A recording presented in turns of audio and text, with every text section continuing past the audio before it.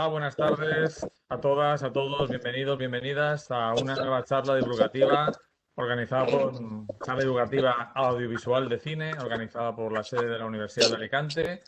Y seguimos con el ciclo de 3 charlas que nos está impartiendo David Fuentes Coso. Hola David, ¿qué tal? ¿Qué tal? Buenas, muy buenas. Él nos está impartiendo un ciclo de conferencias compuesto por 3 charlas sobre las películas de culto. La semana pasada tuvimos la charla en la que nos habló de las películas de culto del cine clásico. En este caso vamos a escuchar lo que nos tiene que contar sobre el cine moderno, especialmente pues muy centrado en la ciencia ficción y la fantasía, pero también en otros géneros. Y la semana siguiente terminará el ciclo con la charla del cine contemporáneo. Entonces, yo voy a quitar a partir de ahora, si David no quiere, no necesitas nada más de mí, lo que voy a hacer es desenchufar la cámara y el audio para que la conexión y la transmisión sea lo mejor posible, ya que hoy estamos teniendo algunos problemas de interferencias. Entonces, cuantas más cámaras y micrófonos estén abiertos, pues peor. Entonces, yo voy a quitar mi cámara y también voy a silenciar y le doy paso a David. ¿Necesitas algo más, David? Gracias, perfecto. Que participéis muchos a través del chat y tú te encargas, como siempre, de la revisión de las preguntas y respuestas en el chat, que luego al finalizar la charla, pues pondremos más al tanto. Nos iremos directamente a esas preguntas y respuestas y comentaremos en la parte final de la charla todas esas preguntas y respuestas que han aparecido por el chat. Efectivamente, yo estaré atento al chat. Tenemos en cuenta un poco lo que vayan preguntando. Si surge alguna pregunta que sea pues interesante contestarla en el momento, lo haremos y si no, las veremos al final. Y nada, iré, como digo, apuntando todo esto. Y también comentarle a David, ya que hoy no vamos a tirar mucho de vídeos, pues que puedes explayarte en tu explicación e ir tranquilamente porque tenemos 45 minutos para escucharte y ver las diapositivas, ¿de acuerdo? Bien, hoy veremos más fotografías y auténticas, unas pequeñas joyitas que he encontrado por ahí por internet de fotografías y sobre todo de la parte de una odisea en el espacio, que es interesante siempre contemplar en los momentos de rodaje de esa maravillosa película, que es una odisea en el espacio. Pues nada, vamos a escuchar a David, todo tuyo, y ya te digo, desconecto la cámara y desconecto el sonido para no provocar interferencias. Ahí va, David, te toca. Venga, gracias, gracias. Bueno, como siempre, agradecer a la sede de la Universidad de Alicante, en la ciudad de Alicante, estas charlas, también a Ima Joven, y pues, por supuesto vuestra participación. Vamos allá. En esta nos centraremos en la ciencia ficción, fantasía, terror, cine de autor, películas de culto, y evidentemente una obra maestra como es 2001, Una odisea en el espacio. Luego termina de la semana pasada, no comenté qué películas íbamos a analizar después, así que nos llevaremos dos sorpresas, dos gratas sorpresas, y luego comentaremos si esas sorpresas han sido de vuestro agrado o no. Nos encontramos 2001, Una odisea en el espacio, que es una producción de 1968, financiado por Metro Goldwyn Mayer y dirigida por Stanley Kubrick. La productora buscaba un Espartaco en el espacio y crear un espectáculo visual grandioso. Muy importante es ese año de 1968, cuando ya el nuevo Hollywood se había instalado en la industria norteamericana y la industria del cine norteamericano. Es muy importante recordar que la industria de Hollywood antes se basaba en la política de los estudios, en la financiación de los estudios. Los grandes estudios financiaban las películas y crearon grandes imperios donde tenían todo el proceso, donde controlaban todo el proceso creativo, desde los inicios, desde el guión hasta la filmación completa y aprovechaban al mismo carpintero, al mismo iluminador, a un grupo de guionistas para hacer las películas. Hacían películas, a mí el término no me termina de gustar, pero comentaré que hacían películas como churros. Entonces, en este 1968, esa política de estudio ya prácticamente se ha derrumbado, se ha destruido. Y entran a formar parte de estos grandes estudios de Warner, de Metro, de la Fox, entran a formar parte dirigentes que solo miran ya el dinero. Ya fijaros que estamos en 1968 y es como si estuviéramos en el siglo XXI. Ya solo ven como si fuera una película el resultado final en números y que esos números sean positivos y que recauden mucho dinero. Eso es fundamental. Por eso, para vender un producto, no se le ocurrió otra cosa que definir a 2001, una odisea del espacio, como un espectáculo visual grandioso y equipararlo a Espartaco, que había triunfado en las taquillas de todo el mundo. Estos dirigentes. Aquí vemos uno de los carteles promocionales de la película, donde claramente vuelve a incidir en esas letras, vuelven a incidir en ese espectáculo que querían hacer grandioso, equiparándolo fijaros, a una película de romanos como Espartaco, que evidentemente Espartaco tiene mucha más trama y muchas más subtramas, como le gusta a Luis, y mucho más subtexto de lo que cuenta simplemente la historia de ese gladiador, de ese esclavo que hace la rebelión contra el Imperio Romano. Y sí que es cierto que aquí sí que este cartel capta precisamente la esencia de la película y vemos claramente la nave con esa nave circular que se va a convertir en mítica en la historia del séptimo arte y eso el planeta Tierra y la Luna. Está perfectamente, este cartel refleja a la perfección el argumento de la película y es un reclamo publicitario estupendo. La película se basa en un relato corto de Arthur C. Clarke, el Centinela. La relación entre Kubrick y Clarke comenzó de forma positiva, pero acabó con un radical distanciamiento. Eran dos personalidades muy fuertes y evidentemente al final no soportaron esas dos personalidades su carácter y su imposición de ideas y se fueron peleando durante todo ese trabajo, que fijaros que llegaron a trabajar 2.400 horas de trabajo conjunto y consiguieron un guión de 130 páginas. Para los que sean nuevos en la materia, recordar más o menos que una página de guión cinematográfico corresponde a un minuto, más o menos, de película. Fijaros que tenía unas 130 páginas, era una película de duración de 130 minutos. Y se encontraron con el problema de que no llegaban a un acuerdo entre el final y lo que sí que llegaron al entendimiento fue el recurso del camino evolutivo, del nuevo paso hacia adelante. A Clark siempre le gustaba mucho el aspecto de ir avanzando, tanto a nivel físico como a nivel emocional, como a nivel intelectual. Y evidentemente el tema de una supercivilización que vigila a los humanos también llegaron a un buen entendimiento y en eso sí que había puntos en común. El escritor quedó tan harto de Kubrick que plasmó toda su experiencia en un libro, The Locke's War, of 2001. En ese libro hizo de psiquiatra y de psicólogo para plasmar esa experiencia que tuvo que ser arrolladora, tuvo que ser de enfrentamientos continuos. En el relato, el monolito es como un aparato de alarma, es como de una civilización inteligente y superior. Es un aparato de aviso, es un aparato a lo mejor de una posible supercivilización. Esos seres superiores son más desarrollados y evidentemente tienen más avance tecnológico y evidentemente también más avance intelectual. Los especialistas en este escritor tenéis que tener claro, yo creo que son las características principales de todo el conjunto de la obra de Clarke. El comentar por el chat si alguien es bastante especialista en Clarke, si estos apuntes son acertados. Otros contenidos de las historias es que muestran la ciencia como un instrumento para lo espiritual. Toda evolución tiene su final. Fijaros también que una película como Matrix también bebe mucho de todas las fuentes de ciencia ficción y evidentemente también de Clarke y de 2001, una odisea del espacio, y que toda en Matrix hacían su hincapié en que todo su principio tiene su final, pues aquí es toda la evolución tiene su final.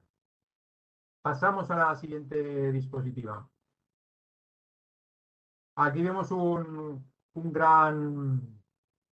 gran fotografía sobre estos monos. Esto es el eslabón perdido entre los gorilas, los monos y el hombre. Y es la primera vez que aparece el monolito. El monolito que supuestamente estaba rodado en Tanzania y luego os comentaré el resultado final de esas localizaciones en Tanzania.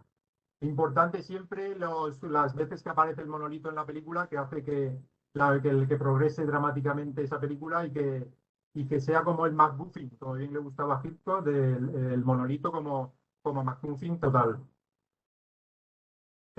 Por cierto, creo recordar que los monos estaban interpretados por bailarines. Consiguió a unos bailarines para que interpretaran que en estos monos, este eslabón perdido entre el mono y el hombre, pues no podríamos decir que son monos. En comparación de la novela, Kubrick se centra más en la persona, el humano, en el individuo ante situaciones extremas. Y si recordamos toda la filmografía de Kubrick, él le gustaba poner al límite a las personas, de ponerlas siempre en situaciones muy extremas. Cualquier tipo de película, ya sea desde Barry Lyndon, la naranja mecánica, la chaqueta metálica, pues todos los llevan siempre a situaciones extremas, a que la mente humana se enfrente a situaciones muy, muy violentas, peligrosas. El ser humano en enfrentamiento con el propio ser humano, ya sea en los convencionalismos de la sociedad, en las limitaciones que nosotros mismos nos marcamos y en la situación que surgen en todo el recorrido vital, el aprendizaje, la rebeldía, la soledad. Son siempre temas muy recurrentes de Kubrick y en toda su filmografía, que recordar que tampoco es muy extensa, son 12 películas, en ese aspecto era muy parecido a Chaplin, que lo vimos en la primera charla. Le gustaba en todo el tiempo de producción analizar bien punto por punto toda la película y luego para la filmación y la postproducción emplear todo el tiempo necesario. El marco estético, evidentemente, el Kubrick empezó siendo fotógrafo, cuando era muy, muy joven, ya empezó siendo fotógrafo en Nueva York, en revistas muy especializadas de periodismo, y le encantaba la fotografía y por eso él adora el marco estético y es otro también, ese marco estético como demostración del enfrentamiento a las situaciones límites. El monolito, como hemos dicho, es un elemento circular y rectangular, me diréis. ¿Qué significa esto de circular? Es en función del guión de la película, del argumento. Todo gira en relación con este monolito que evidentemente es rectangular, aunque una de las veces que aparece en el espacio sí que parece que adopta otras formas, pero si nos fijamos bien es rectangular. Y con ese monolito busca esa unidad y cierta cohesión para esa cohesión, podríamos decir, dramática, para que la película vaya avanzando dramáticamente. Es uno de los aspectos que siempre se ha podido criticar en el cine de Kubrick, que dramáticamente no es cercano al público en general, es frío en mostrar los sentimientos, es distante con el público y eso requiere mucha exigencia para que haya conexión entre el público y las películas de Kubrick. En la novela se describe con tres formas diferentes y es de origen mecánico. Es otra de las grandes diferencias entre la novela y la película. En el filme es una única forma, como hemos dicho, que es de origen rectangular y de origen artificial. Ese origen mecánico que en la novela, si alguien ha leído el relato corto, sí que tiene que dejar bien claro que es mecánico, que es como robotizado. En cambio, aquí es el monolito en plan totalmente artificial. Recordamos que aparece 4 veces cuando los primates pasan a un mayor grado de inteligencia, en la Luna como aviso de vida inteligente. Si hacemos un análisis de la película con ese pitido que suena en ese momento que las personas que están investigando el propio monolito se produce un sonido atronador en forma de pitido y que no sabemos, en la película no resuelven qué ha pasado a continuación después de escuchar el impresionante pitido. Y luego, como guardián de la puerta a otras dimensiones, con esa forma esas imágenes psicodélicas que nos llevan luego a una habitación como entre lujosa, una habitación antigua, una habitación moderna, con todos elementos mezclados y que resulta tan hipnótica. pues ese momento también aparece el monolito como guardián de la puerta a otras dimensiones. Y evidentemente esa parte final de dentro de la habitación que vuelve a aparecer otra vez el monolito, el dichoso monolito, y que se convierte en un nuevo paso evolutivo y en ese salto definitivo de evolución. Los que también, si nos hacemos un ejercicio de nostalgia, el gran Carlos Pumares, en su programa Polvo de Estrellas, de que hablaba de cine siempre en las madrugadas después de los programas de radio deportivos, estaba harto siempre de explicar el significado del monolito y si la gente muchas veces simplemente le llamaba porque en aquella época habían llamadas en directo al programa y muchos le buscaban que se cabreara, que se enfadara para que explicara el tema del monolito. Y por último, en esa fase de escritura del guión se dudó tanto de su imagen de diseño como de la propia aparición e imagen. Seguro que sería motivo de disputa entre Clark y Kubrick. Aquí vemos una escena una fotografía del rodaje de la nave espacial. Kubrick era perfeccionista y contactó con la propia NASA, contactó con IBM, utilizó lo último de la época. La película luego veremos bien las fechas de filmación, pero la película, recordar que es antes de que el hombre llegara a la Luna, ¿eh? En 1969, la producción es de 1968, aunque se filmó unos años antes. Bueno, con Kubrick era tan perfeccionista que tardó en realizar la postproducción con los efectos especiales. Para Kubrick no le gustaba, una de las facetas de hacer las películas es que no le gustaban para nada el guión y consideraba que el guión era la más incomunicativa forma de escritura jamás inventada. Pues fijaros que él empieza, como hemos dicho, en 1964, por eso hemos comentado lo que el hombre llega a la luna en 1969. El rodaje es entre diciembre del 65 y mayo del 66. Eso es lo que en principio él y la productora llegaron a un acuerdo para que en ese tiempo, en ese año, prácticamente incluso más de un año, no, en eso eran meses, se concluyera la filmación y lo dividieron en tres fases: los simios, el siglo XXI y por último los efectos especiales. Se eliminó, pensaban hacer un prólogo de entrevistas a personalidades científicas y religiosas, se eliminó también una voz en off y lo que os he comentado, se eliminó todo lo grabado en escenarios naturales en Tanganica. Lo que vemos en los primeros, prácticamente son 15 minutos de película, la parte de los monos gorilas humanos, eslabón perdido entre esta cadena evolutiva, es fotografía. Fijaros lo perfeccionista que era Kubrick, que parece que realmente sí que estaban en Tanganica y no, es una excelente fotografía por parte de Kubrick. Recordar que utiliza unas lentes y crea las propias cámaras de rodaje él mismo en muchas de sus producciones. La perfección de Kubrick llevó al rodaje y montaje de efectos especiales de junio de 1966 hasta marzo del 68. Fijaros que la preproducción empieza en 64 y el rodaje acaba en marzo del 68, 4 años después. Así era Kubrick. La producción costó 10,5 millones de dólares, de los cuales 6,5 eran costes de efectos especiales, un 62% del presupuesto global.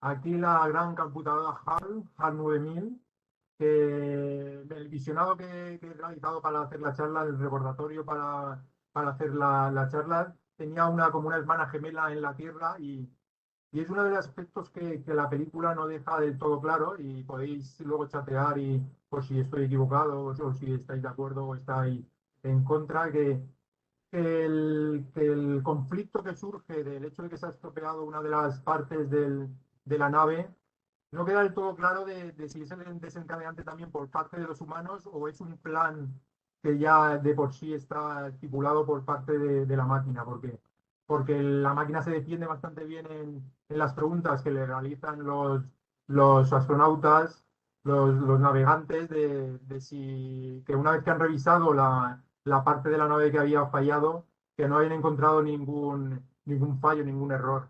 Y en ese aspecto queda la película un poco ahí flojo en ese aspecto de guión. Aunque evidentemente es la parte más comercial también, es el enfrentamiento entre máquina y humano. La música, evidentemente, es otra parte fundamental y esencial para sumergirse y sentir una experiencia inolvidable. Esta película en el cine tenía que ser esa experiencia inolvidable que muchos cinéfilos pudieron compartir en una sala con un buen sonido y una excelente imagen. Se contrató a Alex North, de Espartaco, de Cleopatra, de Las Sandalias del Pescador, que compuso y grabó unos 40 minutos de música. En la actualidad creo que sí que han editado, al principio no se editó esa música y creo que ahora sí que ya está editada esos 40 minutos extra, porque como bien sabéis, Kubrick no utilizó esta película grabada, y compuesta y dirigida por Alex North.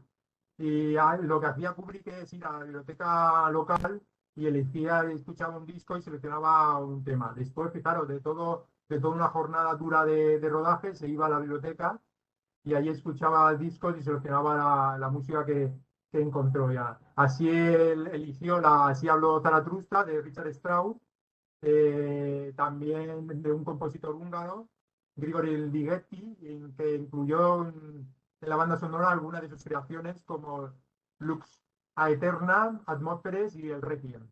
Y evidentemente el Danubio Azul de Johann Strauss y la suite Gayane de Aran Khachaturian. Y otros dos más estas son dos más de las maravillosas composiciones que se oyen en la película. La leyenda de la película que rodea toda la película es que el propio Alex North no se dio cuenta de que no había empleado su música hasta el día mismo de la presentación del preestreno en Nueva York, que estaba invitado y una vez que contempló la película se dio cuenta de que no habían utilizado absolutamente nada de su partitura musical.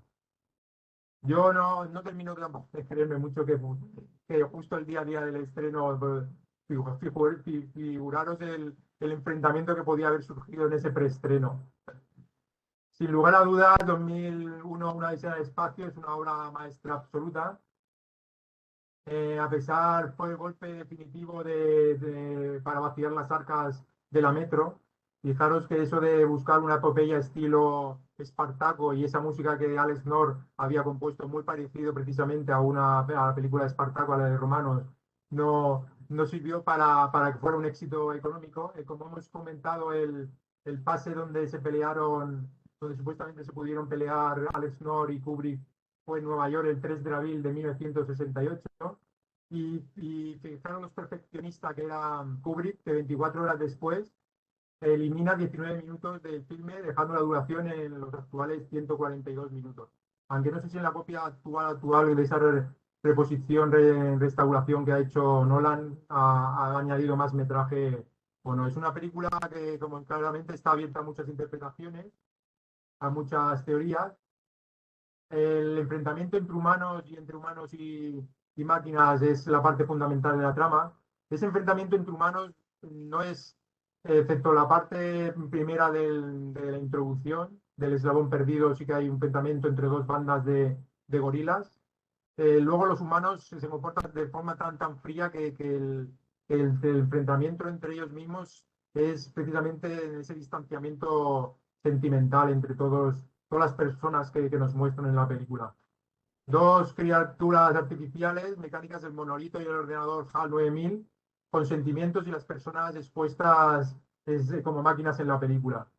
Eso es otro de los datos a destacar de lo que quería Kubrick. Mostrar más al ordenador como el que tenía sentimientos más humanos y en cambio las personas, con todo lo que sucede en toda la trama de la película, no exponen, no muestran esos sentimientos de locura en algún aspecto, de dolor y pena por la muerte, el fallecimiento de alguno de los navegantes de la tripulación de la nave. Evidentemente, el film transita hacia preguntas sin respuestas concretas. El autor busca provocar reflexión, quiere estimular a través del poder de las imágenes, quiere hipnotizar, quiere incluso muchas veces nos trata como adversarios y nos quiere develar con esas imágenes, ¿vale? ¿Qué es lo que nos quiere contar sobre esa relación entre máquinas, entre inteligencia, entre seres superiores, entre supercivilizaciones que pueden llegar a controlar a los humanos. Los efectos especiales recibieron el Oscar con el gran Douglas Trumbull, que luego trabajaría en Blade Runner como uno de sus artífices. Kubrick no volvió a la ciencia ficción, aunque tenía un proyecto que culminaría con Spielberg, que sería la inteligencia artificial. Es un proyecto que tenía en mente Kubrick y que rescataría a Spielberg y que evidentemente cambiaría el argumento y la forma de mostrar en pantalla a Spielberg, porque sabéis que Spielberg sí que es el rey de los sentimientos y no tendría nada que ver el resultado final de una película con el planteamiento de Kubrick, que sería, como siempre, más fría, más con ese poder hipnótico que siempre demuestra Kubrick, pero fría en sentimiento. Su gran proyecto Kubrick, si sabéis, he leído bastante sobre este cineasta, mm, auténtico autor con mayúsculas del séptimo arte. Su gran proyecto era Napoleón, que quedó también con ganas de hacer un gran Napoleón. Y vemos aquí otra de las fotografías en pleno rodaje de Kubrick, de esta habitación psicodélica, que es después del viaje también psicodélico, de esas luces, y que es donde termina el concepto de evolución y de evolución total de vejez a un nuevo nacimiento, de la muerte a un nuevo nacimiento. Las cámaras, os fijáis que está controlada por el propio Kubrick, porque esa faceta, como os he dicho, era importantísima en Kubrick y disfrutaba también siendo como director de fotografía y dándole la importancia suprema a la fotografía. Pues bueno, hemos concluido por este momento, por hoy en este Kubrick, y pasamos a otro concepto de películas de culto. En la primera sesión nos dice que teníamos que tener un saco grande para ir metiendo características y definiciones de las películas de culto.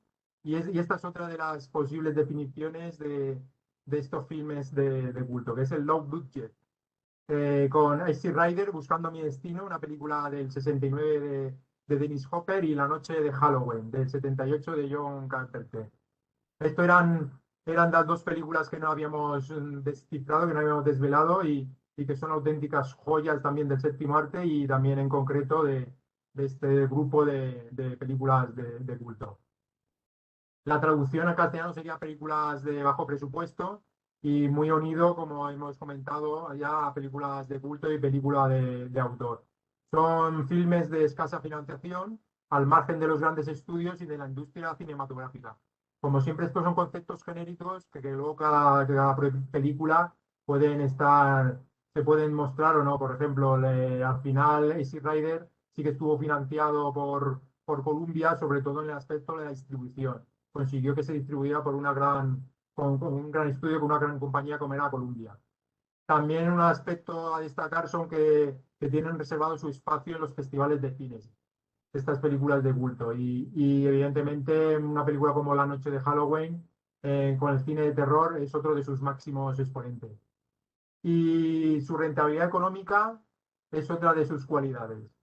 Hay veces que también es cierto que se convierte en películas de culto, películas que son auténtica devoción por parte de sus fieles seguidores, que no en ningún momento casi logran la rentabilidad económica, pero los que vamos a ver estas dos películas que vamos a ver en esta charla y el concepto de los budgets sí que están incluido el aspecto de rentabilidad económica.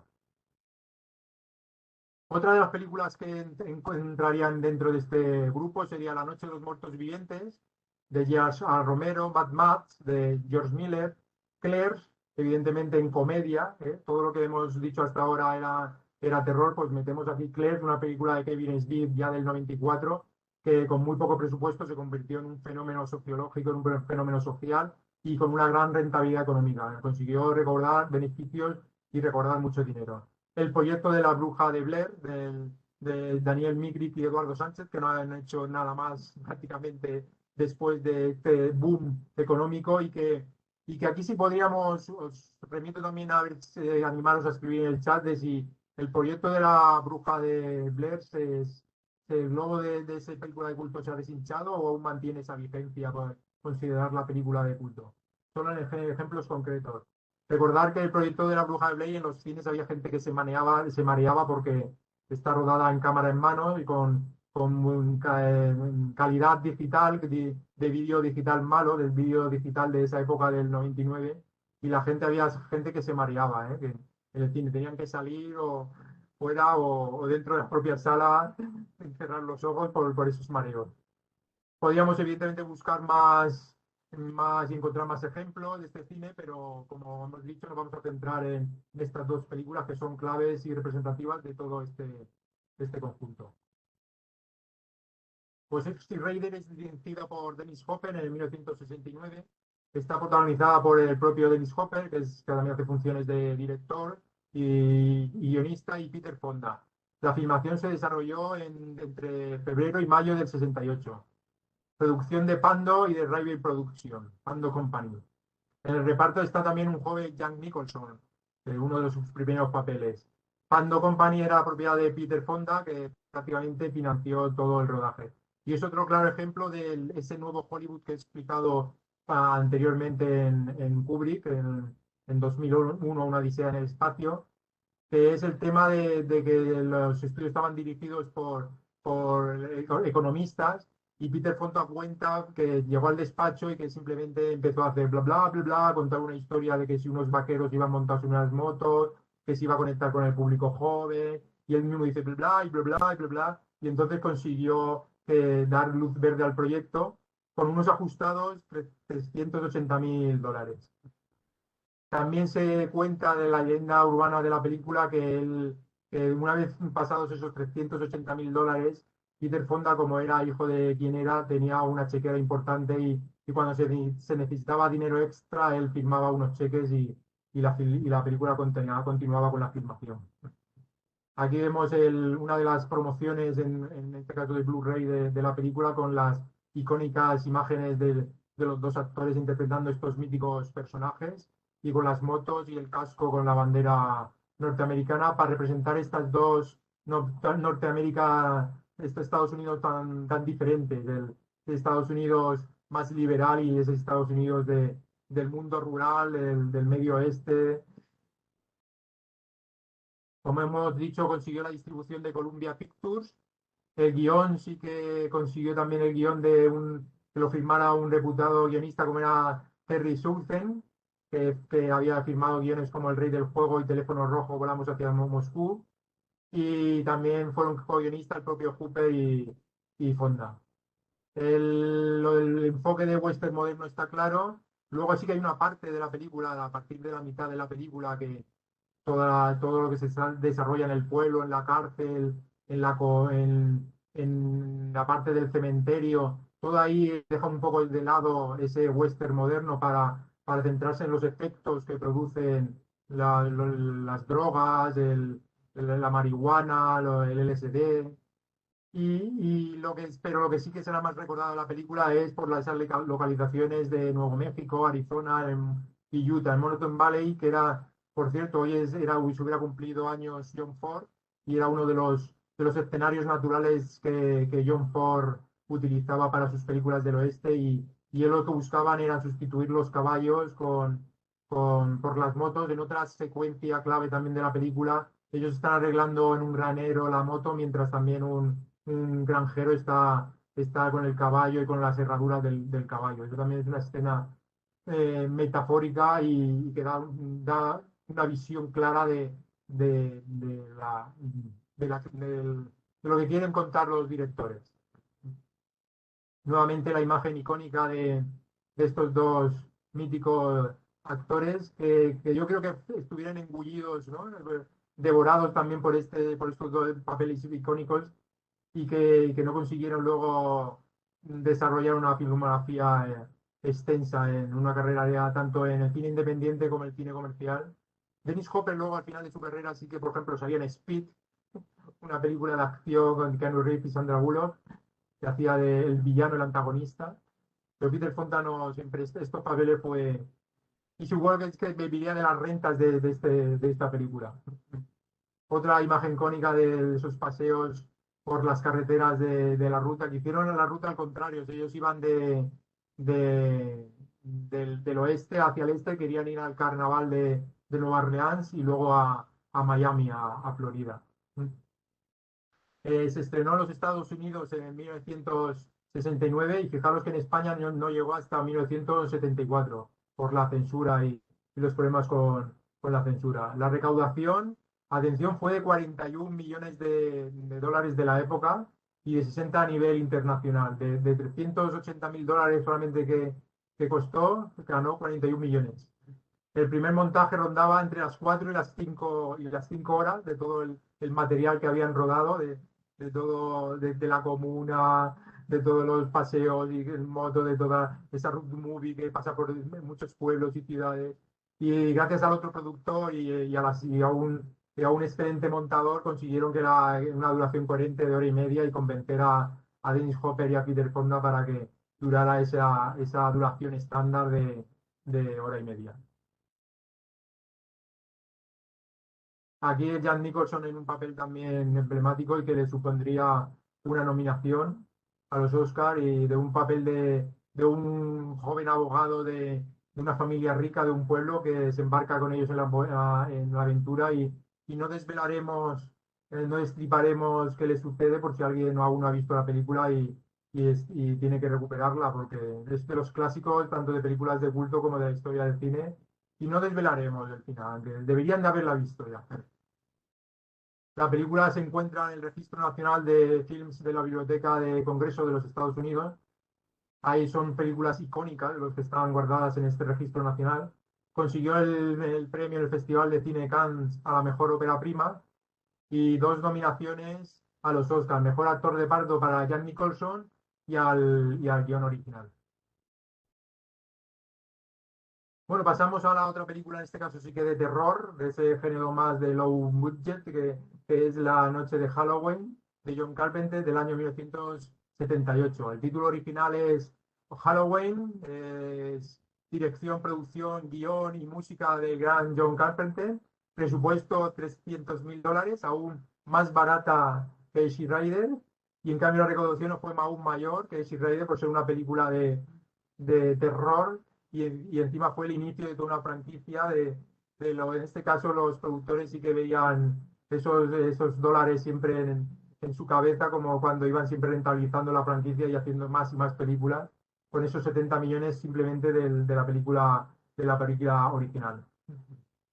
Vemos aquí una de las imágenes promocionales de la película con esta Jamie Lee Curtis, jovencísima, y el asesino atrás, con esa máscara icónica del séptimo arte. Antes, películas que habían iniciado ese camino, esa senda a seguir, fueron La Matanza de Texas, de Top Hooper en 1974, y Wes Craven del 77 como continuación de esta La Noche de Halloween. Son películas que han ido iniciando este género de serial del asesino en serie y que como inicio podríamos decir que es Psicosis de 1960, que fue el primero que puso inicio ese camino. Y por eso no es casual que sea el debut de Jamie Lee Curtis, hija de Janelle Leigh y Tony Curtis, en esta película. La propia co-guionista y coproductora del filme, Debra Hill, comentó que la influencia estaba clara y que era fundamental de esa psicosis de Hitchcock. Destacar la intensidad del guión y la cámara subjetiva, intensidad en plan de suspense. Yo creo que Carpenter sí que también es uno de los reyes del suspense y el terror y consigue mantener durante toda la película esa intensidad del terror en todo el metraje. Aquí otra fotografía icónica del personaje con el cuchillo amenazador. Y esto es como si fue el prólogo, es el prólogo de la película, que está ambientado unos años antes de luego donde se desarrolla toda la trama central y el desenlace de esta estupenda película. Carpenter comentaba porque él, como os he dicho ya, componía su música y cuando veía que necesitaba una escena potenciar elementos terroríficos o el ritmo de la propia escena, utilizaba esa música tan memorable que todos recordaréis también de esta noche de Halloween. Donald Place es otro de los rostros reconocibles de la película, que actuó en muchas de sus secuelas y en muchas de películas de serie B, incluso podríamos decir películas de serie Z. Ese señor calvo, ese rostro tan reconocible de todo este tipo de películas. La filmografía parcial de Carpenter podemos rescatar muchas películas, pero aquí he puesto yo La niebla del 80, La cosa del 82, Christine, la del coche del 83, basado en un relato de Stephen King. Starman es una película comercial, de las más comerciales de Carpenter. En la boca del miedo del 94, Vampiros de John Carpenter del 98 y Fantasmas de Marte del 2001. Toda esta es una filmografía parcial que seguro que los aficionados que estáis aquí, los participantes, personas participantes de esta charla, podéis poner también en el chat más películas que os impactaron de Carpenter y que seguro que son todas interesantes. Pueden estar más o menos bien, pueden ser más irregulares, menos irregulares, pero también es un autor también con mayúscula que tiene sus propias señas de identidad. Imagen de aquí de Jamie Lee Curtis, jovencísima, esto es una de las cosas que se daba también en Hollywood en esos años 70, de contratar a actrices que intentan aparentar más jóvenes, y sí que lo consiguen por esa labor de esa gran capacidad interpretativa, pero que claro, son más mayores de lo que representan en la película. Y esta es otra imagen icónica del personaje aquí, del villano de la función, del malo de la película, como se solía decir. Y bueno, pues hemos concluido por hoy la charla. Tenemos unos 15 minutos para comentar cosas del chat, para que nos vayáis haciendo preguntas. Si no, entre Luis y yo iremos comentando más cosas de estas tres míticas películas, para que la próxima semana analizaremos dos películas más. Una es Reservoir Dogs, del gran Quentin Tarantino, su ópera prima, y la otra no desvelaré el título para que sea sorpresa. Os puedo dar pistas que es una película española, una ópera prima de una persona joven de principios de los 90, que hace poco la, que hace poco la echaron en la 2 de televisión española, y que se cumple un aniversario en este año. Se puede encontrar en HBO y Flixolé, esta película española, un poco unas pistas un poco extrañas, pero que quiero que mantengamos el suspense para esa película, que es la que contrae Reservados de Tarantino.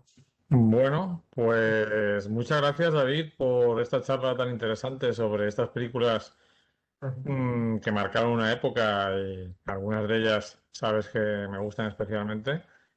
Y son películas, desde luego, películas de culto en el momento en que ese concepto empezó a tomar forma, porque las películas que vimos de la charla pasada, las del cine clásico, en ese momento, en el momento en que se hicieron, ese concepto todavía no existía, surgió en esta época y se consolidó con el videoclub. Eh, Pregunta Pascual que cuál es nuestra teoría sobre el críptico final de 2001, sobre este final difícil de descifrar.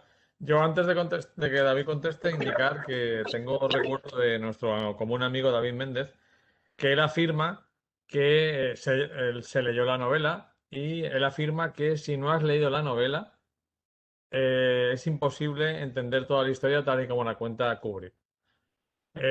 Ya es cuestión de considerar si eso es un fallo o no. Yo creo que Kubrick siempre dijo que él concibió 2001 más que como una película en sí, más como una obra musical. Es decir, la música llega a nosotros aunque no entendamos el idioma. Te puede emocionar una canción en inglés o en cualquier idioma que no conoces sin entender nada de lo que dice. Y él quería que su película fuera igual, que no nos llegara por la mente, sino que nos llegara por los sentidos. Y en mi opinión lo consigue. Otra cosa es que evidentemente hay cosas que yo personalmente no entiendo, y no sé si David puedes responder a esa pregunta de Pascual, de cuál es la teoría sobre ese crítico final. Se puede pillar cualquier tipo de opción, sobre todo yo lo que sí que creo, por ejemplo, que Kubrick sí que se quiso separar de la obra de Clark. Lo que es evidente es que cogió a lo mejor la esencia y como ha dicho David Méndez, sí que es necesario esa lectura del relato corto para comprender lo que quiere contar, pero seguramente Kubrick estaría en desacuerdo con esa afirmación y él pensaría que se quería distanciar mucho de la obra de Clark. Y ese final yo creo que es como el paso evolutivo máximo, ¿no? Como la cúspide de un paso evolutivo donde el tiempo no importa, ¿no? Mm. Donde la inteligencia está por encima de las cosas físicas, ¿no? Donde la inteligencia es superior al paso del tiempo y a ese daño que puede ocasionar a los cuerpos. Por eso yo creo también la identificación con un monolito, como pues, ¿qué puede ser más duro, ¿no? Que una piedra rocosa, valga la redundancia, o que ese monolito en plan identificación de como de roca. Y yo creo que en ese aspecto Kubrick también buscaba eso, el eliminar lo terrenal del cuerpo humano, ¿no? Y centrarse en la evolución intelectual, la evolución mental de un cuerpo humano, ¿no? Yo pienso que eso puede ser, por eso él recalca tanto a lo mejor el envejecer al personaje del astronauta y luego ponerlo de joven, de ese feto, ¿no? Esa imagen icónica también de ese feto. Sí, al final es como una evolución del hombre, ¿no? Que prácticamente se convierte no en otra especie, pero sí evoluciona en una especie de simbiosis, un poco lo que está pasando algunos estudiosos, tanto de la neurología como sociólogos, afirman que con la llegada de Internet y las redes sociales, el ser humano, en cierto modo, está mutando y se está convirtiendo en un ser más cibernético, ¿no?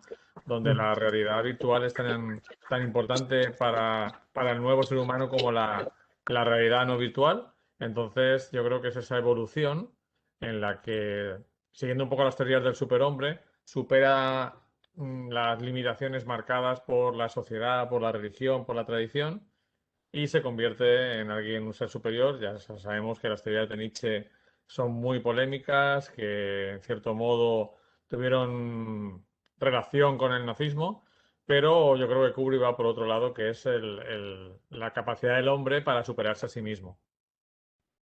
Sí, viendo la película hace poco, lo que no estaba tampoco de acuerdo en el análisis que hacen algunos críticos sobre el enfrentamiento entre los propios humanos.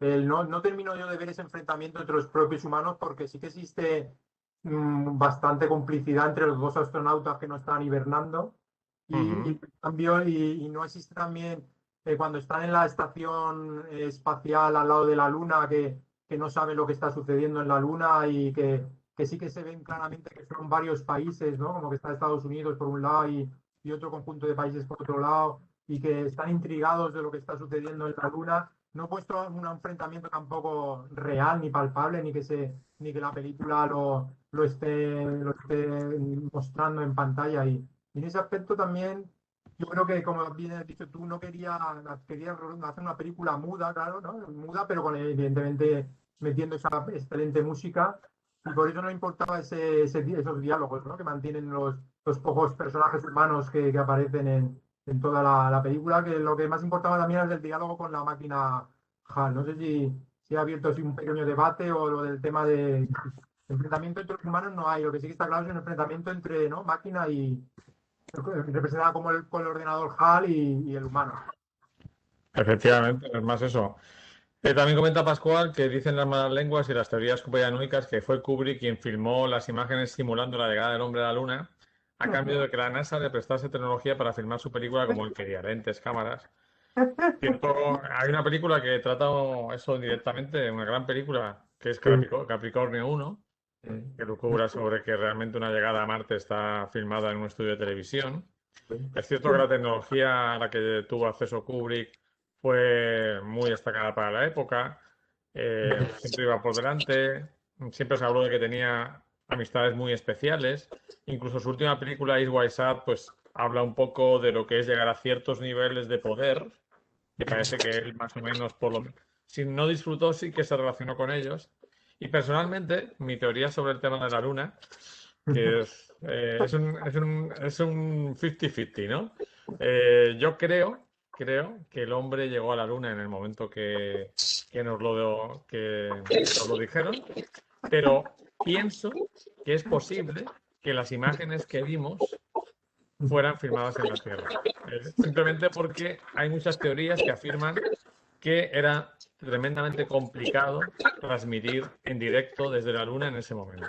Entonces, tenían imágenes en diferido, pero como quería que fueran esto, lo que hicieron fue filmar unas imágenes por si acaso no llegaban las imágenes reales, pues tener algo ahí en la nevera, ¿no? Como se suele decir. Porque al final llegar a la Luna era vencer a los rusos en la batalla espacial y había que demostrarlo. Es muy curioso lo de... Aquí tendría que estar nuestra amiga Ángeles Gómez, que es una experta en el tema de las películas y todo lo que es la navegación espacial, la conquista del espacio, porque es muy curioso que sabemos algo de lo que es la carrera espacial, los soviéticos estuvieron por delante desde el principio.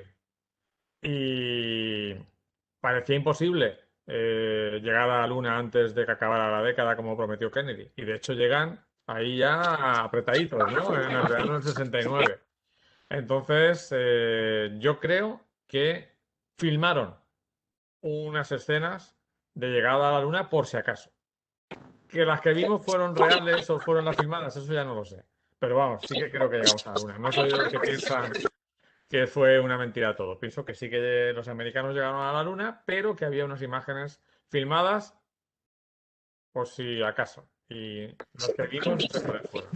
Y entonces sí que Kubrick había filmado ¿no? Esas imágenes, ¿no? Hombre, si alguien las tuvo que filmar fue Kubrick, ¿no? No vas a pillar no sé, a John Ford para filmar eso. El Por, ideal es Kubrick. por cierto, la película que has comentado es de Peter Jans, ¿no? ¿Es Peter Jans el Capricornio 1, puede ser? Peter Hyams, sí, creo que es Peter Hyams. Con James Brolin, el hijo de Josh Brolin. Y una película, sobre todo, muy divertida. También sale Elliot Gould, el periodista. Es una película muy divertida y muy inquietante, porque ves las fuerzas de poder que se están moviendo ahí. Es una película bien maja. O sea, no es un peliculón, pero es una peli para pasar una tarde muy chula. Capricornio 1. Lo apuntaremos.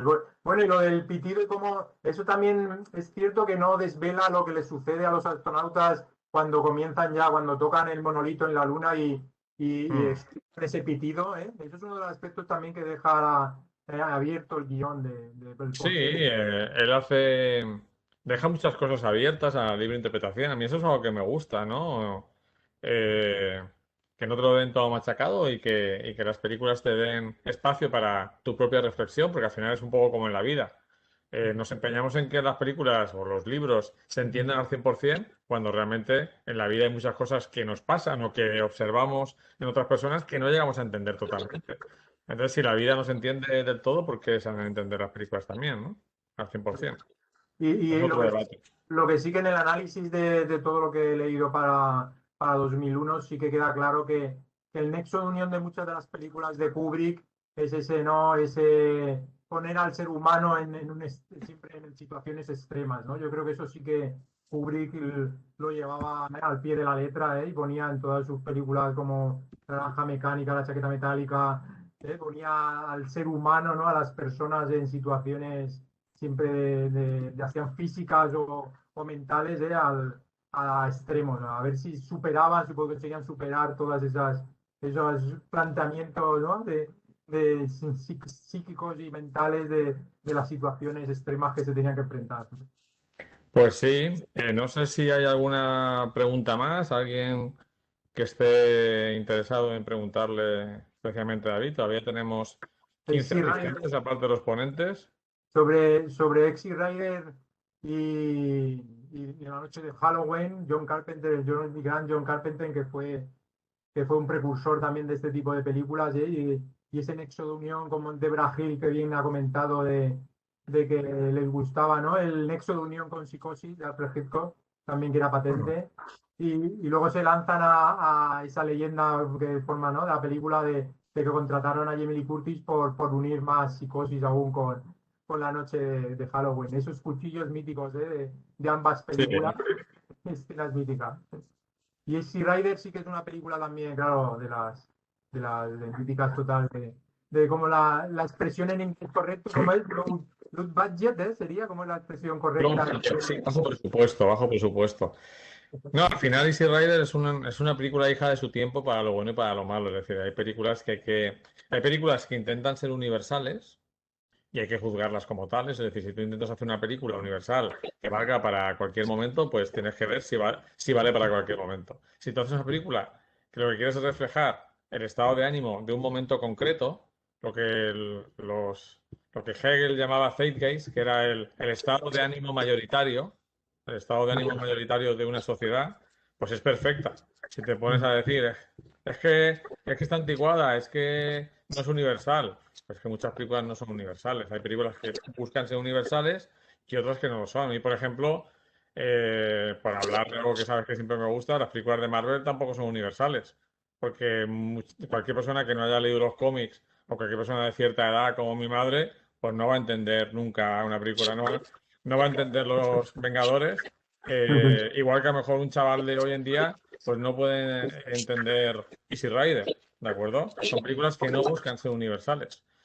Pero sí que es un reflejo perfecto de la época. Es una película irregular, con partes muy buenas y partes muy malas. Tampoco es una de mis películas favoritas de la época, pero su importancia histórica es increíble. Y son lo que se llama una cápsula del tiempo. Como todavía no se inventa la máquina del tiempo, que sería algo maravilloso, pues muchas veces el cine funciona como máquina del tiempo. Te pones una peli y de repente estás en Estados Unidos en el año 69 y estás viviendo esa época o estás en la Edad Media o estás en las guerras napoleónicas y por un lado, es una cápsula del tiempo porque nos permite viajar a otros lugares y otros momentos y también es una cápsula del tiempo porque te permite a ver gente que ya no está con nosotros o actores que han envejecido mucho a verlos en el esplendor de su belleza o de su vigor, ¿no? Y eso también es muy interesante porque pues muchas estrellas nos van dejando, pero siempre podemos ponernos una película de Paul Newman, por ejemplo, o de Natalie Wood y disfrutarlas a esas estrellas en su esplendor, ¿no? Entonces, por eso, para mí es una de las grandes cosas del cine, esta cápsula del tiempo que te permita recuperar a tus amigos del cine y también es una manera de viajar. Gracias al cine, pues hemos visto un montón de lugares que por falta de dinero o de tiempo no podemos ir. ¿De acuerdo? Y el tema es siempre hemos tratado películas en estas charlas que estamos realizando, son películas que sí que han triunfado en taquilla, la mayoría. Y claro, considerar películas de culto, hay películas que no triunfan en taquilla, sí que ahí el abanico se abre muchísimo, ¿eh? Porque hay Claro. películas de culto del propio Iván, ¿no? Y nuestro gran amigo Iván de Iván estas Escoda, sí. películas. Claro, de estas películas de italianas, ¿no? Que solo veía él, que claro, que son por ahí grandes hordas de gentes, ¿no? Que les gusta, que son fanáticos y convierten Sí, sus grandes proyectos. minorías, ¿no? Al final lo que ocurre es que están los grandes éxitos, las películas de culto, y luego hay una serie de películas que se quedan ahí en un limbo, que son las películas, no me gusta llamar películas pequeñitas, que son las que realmente a mí más me motivan. Ni las de culto, culto, culto, que como se repiten muchas veces, ni las grandes éxitos, sino las pequeñitas, esas películas pequeñitas, que muchas veces te dan más de lo que esperas. Sí, Pues nada, David, ha sido está un claro. placer. Sí, una cosa más, lo que sí que está claro es que las películas de culto son. Pensaba que habías terminado, perdona. No, No, no. no, nada, simplemente el que las películas de culto son el tema del transgresor es fundamental, que Sí. ya sean de tipo violencia, de tipo las drogas como el Easy Rider o tipo Sexto. estado, sexo, son lo que más caracteriza a películas de culto O porque tomaron cuestionar películas algunos valores morales de la época. Bueno, luchar. Sí. Bueno, pues esperamos todos y a todas y a todos al próxima charla, a la próxima charla del martes que viene sobre pues, Reservoir Dogs y una película española de un director Nobel que más o menos las pistas, pistas un poco cutres, pero a bueno, ver si yo creo que has dado buenas pistas. Ah, sí, sí, tú sí que Sí, puedes saber cuál es, ¿no? Bueno, creo porque que sí, creo que sí. Igual me equivoco, pero creo que sí. claro. Y que está en HBO. Y mira, y por cierto, ese director Nobel también de esa película española que no quiero decir el título, va a también estrenarse dentro de poco en una serie de televisión. Se va a estrenar por fin en una serie, lo que pasa es que no sé en qué plataforma, no, no sé si es en Movistar, va a realizar, va a ser Si creador de es un... de Movistar, ya sí que sé qué director estás hablando y qué película es. Claro, hay más pistas que no podemos dar. Más pistas no. Nos dice María Teresa Barreto Ruiz que muchas gracias, David, que ha sido un rato estupendo. Claro, gracias a ella, como siempre, por su participación. Ujú. Muchas gracias a todos los que habéis participado como asistentes en esta charla. Esto solo tiene sentido si venís, ¿de acuerdo? Porque si no sería una charla entre David y yo de las que tenemos de vez en cuando. Pero por eso, muchísimas gracias por asistir. Muchísimas gracias a la sede y a Pepe Monforte por todo la asistencia técnica, que es fundamental para este formato. Y muchísimas gracias a David por sus conocimientos, por su dedicación, por su tiempo y por lo ameno que hace el cine, que la verdad es que al final es lo importante. Y gracias a Pascual por hacer tantas preguntas, que en su vidilla no hace que los demás se animen a preguntar. Pues como dice David, tenemos una charla el próximo martes. Completamos el ciclo de películas de culto con películas del cine contemporáneo. Tenemos una cita el próximo martes a la misma hora y muchas gracias a todos los que habéis asistido. Un abrazo, David. Nos vemos. Hasta luego. Adiós, adiós.